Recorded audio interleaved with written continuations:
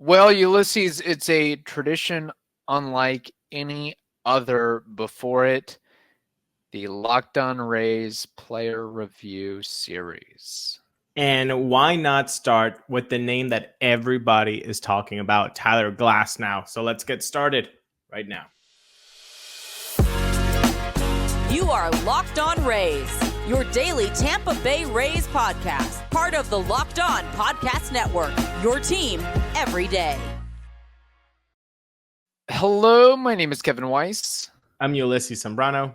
And we're the host of the Locked On Rays podcast, part of the Locked On Podcast Network. Thank you for making us your very first listen every day. Be sure to check out and subscribe to our YouTube channel at Locked On Rays. You can also find us on X and Instagram at Locked On Rays, and email us anytime, lockedonrays@gmail.com. So as we are full throttle into the off season, we kick off our 2023/2024, going into the 2024 year, player review series. And normally, traditionally, typically, we have gone in alphabetical order with these things, mainly focusing on more top flight and known players. Like, for example, I don't think we're going to do a full episode on Chris Davinsky, a player review, that is, but might do a full episode on his signing or re-signing, but not necessarily post-mortem from his 2023 campaign. But that aside, we figured we are not afforded the luxury of going in alphabetical order with this one, just based on all the rumor mongering and reports that have come out about Tyler Glasnow of late. So it's like, we got to wrap this one up before he gets dealt to the Reds or something. The Cubs, right? He would look good in Cubs pinstripes, or he would, yeah. That'd be a good fit for him. Kind of chilly there in April and part of May and October, but true, maybe he could manage for sure. Yeah. So if you are not aware, the player review, we kind of follow a similar format each time. What went right with the player in 2023 or that particular season, what went wrong with the player during that season, their future with the organization, and then we get out our red pens and give them an actual grade. So Ulises, Tyler Glasnow, what went right for him in 2023? Well, what went right for him is that he had a career high in innings thrown with 120. I know that might not seem like a lot, but if you look at this guy's past, it's like injury, shortened, bullpen injury, bullpen injury. And so It was finally good to see him at least get to 120. You're hoping that he can build off the 120 to hopefully build to 160 to 180 range. That would be fantastic. But yeah, that's what the acquiring team for his services is going to want. Come on. Sure. The idea is that the Rays are really hyping that up and saying, hey, he pitched 120 this past season. You know he's going to be able to give you 160, 180. So give us that extra A-plus prospect. Right. Hey, he had a 3.53 ERA and he had 162 punchies in 120 innings. He is a guy that you want. His whiff percentage in the 95th percentile. Chase percentage, 67th percentile. K rate, you're like, oh, does he strike a lot of people out? How about to the tune of 33.4%? So this is a guy that if he is in trouble, the strikeout is always a threat to get him out of the jam, which is an amazing thing to have in today's baseball and in any era in baseball. But he definitely has increased all of his percentages there now. ERA plus 118. ERA plus, for those that don't know, it just takes 100 as league average. So he's 18 percentage points above league average there, 118 in his ERA. And then I think I have one more missing here. Oh, the whip. The whip was really terrific. 1.08. And so that is really good for a starter. Like that is, do you want that? That's something that's very high in quality. So, especially against righties, man. What went right? Dude, righties did nothing against him. He had a .86 whip against righties in 57 innings, only allowing 33 hits, 4 measly home runs, 16 walks in those 57 innings, 74 strikeouts. So against righties, he's basically lethal. Mm-hmm. Oh yeah, for sure. And a couple other things with Glasnow. You pinpointed the stats, but this was illuminated in an article, I believe, by maybe not Mike Petriello, but David Adler, somebody with MLB.com, one of the analytics-based scribes there, mentioned the differentiation between his fastball, his slider, and his curveball. You had the same differential in miles per hour, 6 miles per hour between those 3 different offerings. And the usage was essentially exactly 10% from one to the other So talk about keeping hitters in the opposition off balance. That's how you do it. You really don't know. A third of the time, it could be any one of these 3 pitches, essentially. The other thing, too, is just if you aren't aware already, you should be, of course, as a Rays fan, but one of the nastiest pitches, one of the most grotesque pitches in a good way in all of baseball, is curveball, where it essentially starts at a hitter's shoulder, and when it's done, it drops to their kneecap. And to their kneecap? No, Kevin, that thing finds their ankle. oil. I don't know. I guess the one pitch, the one highlight replay I saw didn't necessarily do it justice. But you're right. Yeah, the 12-6 is more like 101 or something like that. Yeah, it finds crude oil. It's amazing. And so you talk about what went right. It's when he's in an at bat with it can be with anybody facing him, and he's 0-2. That's usually the best count for pitchers. For him, it's just like that curveball is going to be looking so appetizing for so long because of the tunneling and the action that it has, that it's very difficult for a hitter to not swing at that pitch, and they're not going to hit it. I mean, honestly, you said the pitch breakdown between the four seam, the slutter, and the curveball. The curveball's thrown at 21%.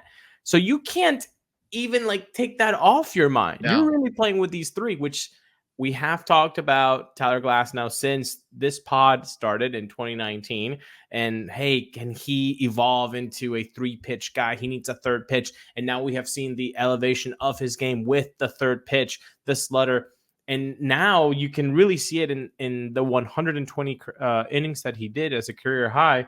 It's paid dividends, man. I mean, he's just more of a complete guy, and he can give you length because of those 3 pitches. So when you look at what went right, 2nd in innings pitched in the whole staff behind Zach Eflin, 1st in FIP as well. So I think overall a lot of good positives to take out, but there were a couple of negatives that we have to highlight. Yeah, and before we get to that, just one final note on that. When he finally made his not MLB debut, but season debut in 2023, later than expected, I should note. That probably ties in more to the negative angle, but there was some pressure with Glasnow with the injuries of Springs and Rasmussen. It was like, God, we need somebody to just wait till so he had some pressure, some chip on his shoulder that it was like, hey, we need this guy to perform. And he did essentially from start to finish. There were some hiccups in there. And I think outside of maybe one start in early August that he got scratched from due to back spasms, from the time he made his season debut to the end of the year, I don't think he missed any time between. I mean, which kind of checks out. You throw 120 innings, when you make your season debut in late May. Like he was more or less available every 5 days, every 6 days, what have you. Yeah, and that's a positive, right? You have that pressure not only of the fandom but of your teammates too, and that's the one that really sticks to you, because you see those guys every day and you have a relationship with them, and so it's kind of like it's go time. And yes, Shane McClanahan might be the quote unquote ace of the staff, but he's the veteran guy there. It's kind of like what James Shields and David Price were like. Yeah, David Price was the ace, but the veteran is James Shields. Like the top dog is James Shields. I think that kind of relationship is what we have there with, at least in 2023, what we had with Glasnow and McClanahan. Yeah, no, that's fair. So we have more to discuss on Glasnow, but first we have to tell you this. Score early this NFL season with FanDuel, America's #1 sportsbook. Right now, new customers get $150 in bonus bets with any winning $5 moneyline bet. That's 150 buckaroos if your team wins. So if you've been thinking about joining FanDuel, there's no better time to get in on the action. The app is super easy to use, and there's a wide range of betting options, including spreads, player props, over-unders, and more. So visit FanDuel.com/lockedon to kick off the NFL season. I'll repeat it again. FanDuel.com/lockedon to kick off the NFL season. FanDuel, they are the official partner of the NFL. All right, Ulises, looking to what went not so well with Tyler Glasnow. We rattled off some of his numbers, and they are impressive, but there were some iffy things about his season as well. You talk about the fastball and the pitch breakdown and how they have different scales of 6 miles an hour differential in the MPHs. That fastball and the slutter, they're fast pitches, more than league average, both of them. Actually, his 3 pitches are faster than league average, each one in correlation to the other pitches of the league. What happens when you throw fast is when people connect them, they sometimes go really far, and they're mostly loud. So when you look at barrel percentage, he's in the 4th percentile. Downright ugly. When you look at hard hit percentage, 11th percentile. Downright ugly. And you look at exit velo, 15th percentile. So it's great that he has a 33% strikeout rate, but the issue is when you get hit, what is the quality of those batted ball events?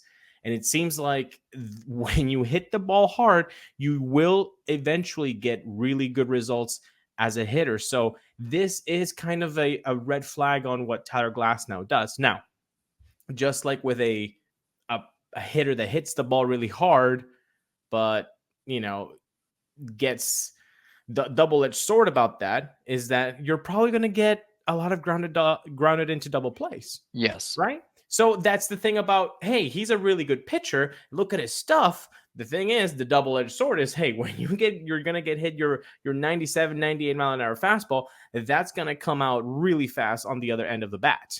So I think that's the biggest right now, especially in the numbers that we have, that you can pinpoint as a negative for his 2023.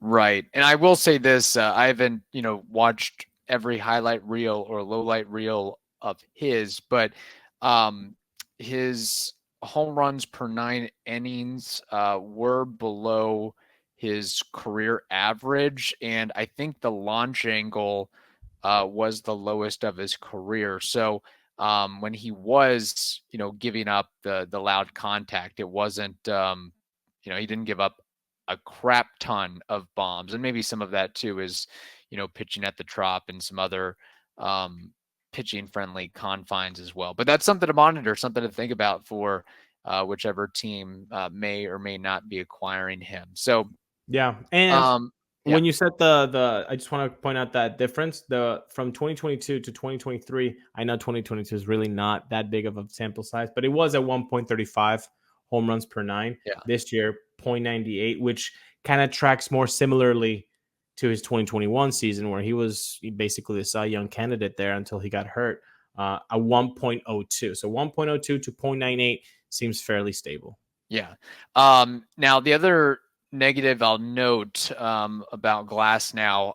Well, one is the delayed start to the season, the oblique strain, and it just was like, man, once he's got to make his debut at some point. So that was later than anticipated. I had mentioned it moments ago that he was scratched from a start in early August due to back spasms. And then I know that he threw as many innings or more innings than he did in any single season, but there's something to be said for him maybe losing some energy, some stamina, some steam, and some strength towards the later portion of September, where he would have an outing where he gives up 4 earned runs, then 6 earned runs, then 4 earned runs. And then we can't forget about that playoff outing against the Rangers where he walked 5 guys. And it was something that, wasn't indicative of a number 1 or number 2 starter.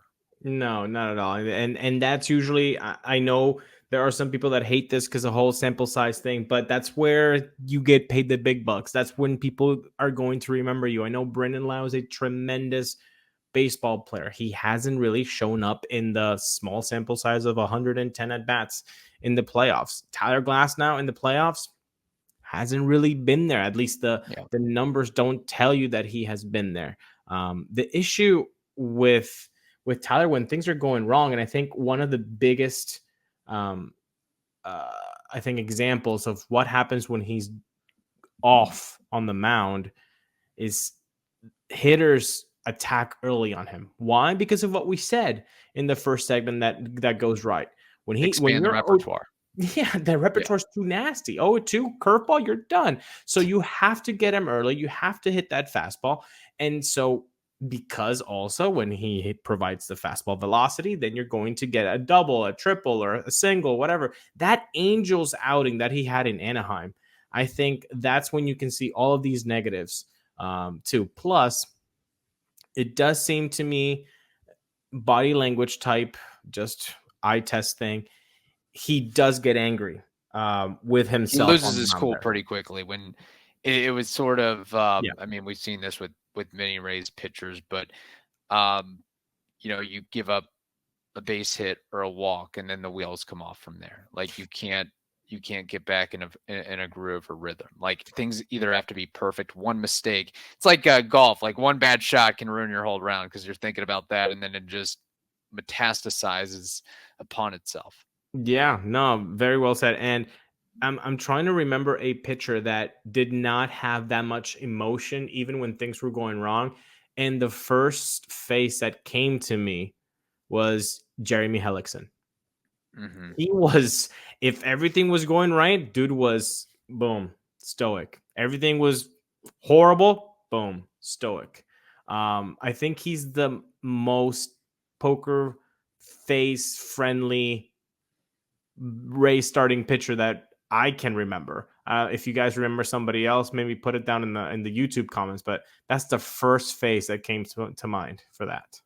No, I think that's a good example there. So, anything else on the negativity front for Glasnow? I mean, I know we've said it a little bit earlier, but the health, you gotta, especially when you're owed $25 million and you're hoping for 160 innings, like that's not where baseball should be at, man, right now. Again, I'm going to sound like old man yelling at clouds, but there's no way that 160 innings is going to become the standard for $25 million, right? Like there's just no way that makes sense. We're seeing number 5 guys get, 10, 11, $12 million AAV. It's a crazy world we're living in. The market has just shot off completely. So that the health, man, you got to provide a little bit more innings with that. And I know he wants to do that. It's not like he's like, no, I'm cool with just being 100, 128. And of course he wants to do more. His body might not let him, but hopefully he's able to provide more innings, and hopefully that will be with the Rays. Speaking of that, his future with the team. What percentage chance would you levy that he remains in a Rays uniform in 2024? think we're down to 10%. And I've been a very not optimistic, but I've been a staunch supporter of keeping Glasnow. Still am. And that's why I'm at 10%, because I feel like it's about to happen. And I hate it. I detest it. I don't like it. I feel like it's not waving a white flag, because the Rays front office is incredibly smart. But it's a gut punch. That. It's a blow to the fan base and to teammates for sure. Yeah, because like I know people are, I know that the seal clappers, they can't admit that although it's fun to win games, of course, that's the number one thing that we watch it, but it's also a type of connection, a human connection. These guys don't know who we are. They don't know our names. They don't, they don't know, but they're in our living rooms for 162 game plus.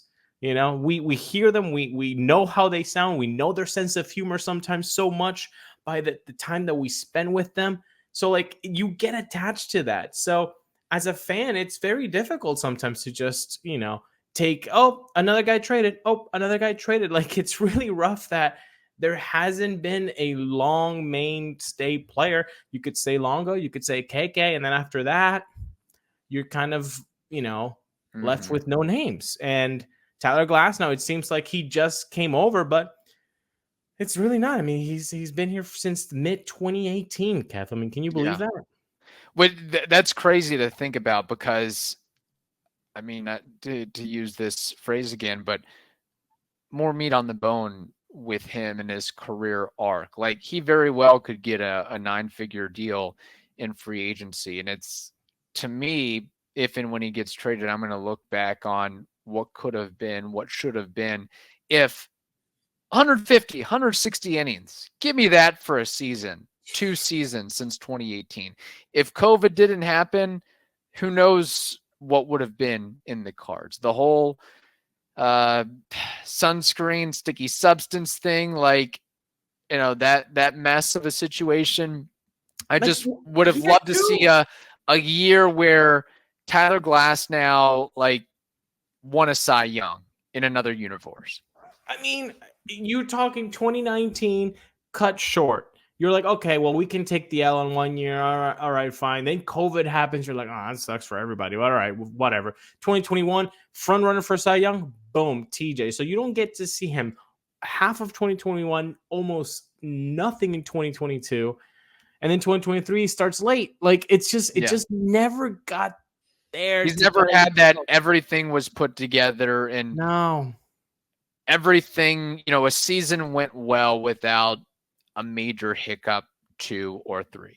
I'm looking for that, 2018 Blake Snell season or 2023 Blake Snell season, I guess. That's all. And he could do that. And unfortunately, I think it might not happen with the Rays. Is it going to be so. Okay? Who does he wind up with? Is it the Cubs? Is it I don't know. There's like half a dozen teams that are really after him. That seems like a John Heyman thing to say. Well, 12 teams are interested. Oh, really? Yeah. Thanks, John. Real great update there, bud. Thanks for being in Nashville. Seems like the trip. But he just goes around and asks somebody from the organization, "Yeah, would you like to have Tyler Glasnow on your team?" Yeah. Who wouldn't want him? Oh, they're interested. Oh, it'd be nice. Yeah, okay. Yeah. That's another one for the tally. As long as it's the National League, I don't care. It wouldn't hurt as much. Okay. Yeah. Send him far If it was the Red Sox or Yankees, so bro. No. Yeah. By the way, can we stop with the rivalry thing in the Yankees and the Red Sox for ESPN if they're going to be, trading each other with Alex each other? Verdugo for that reached the point of no return with that one. Yeah. But here's the other thing we haven't even really touched on is Glasnow's personality and how I think, frankly, likable and gregarious he is with his teammates and the media and the fan base. Like he's a truly, I think, enjoyable human probably to be around. And I think, the organization inside and out is gonna miss that piece. So that's why I really he's a unique personality. He's a unique caricature, and you can't You can't replace that in a vacuum. I'm just saying.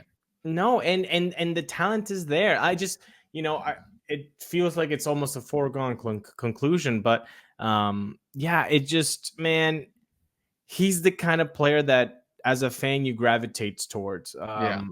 He has impressive stuff, but then he's also nice.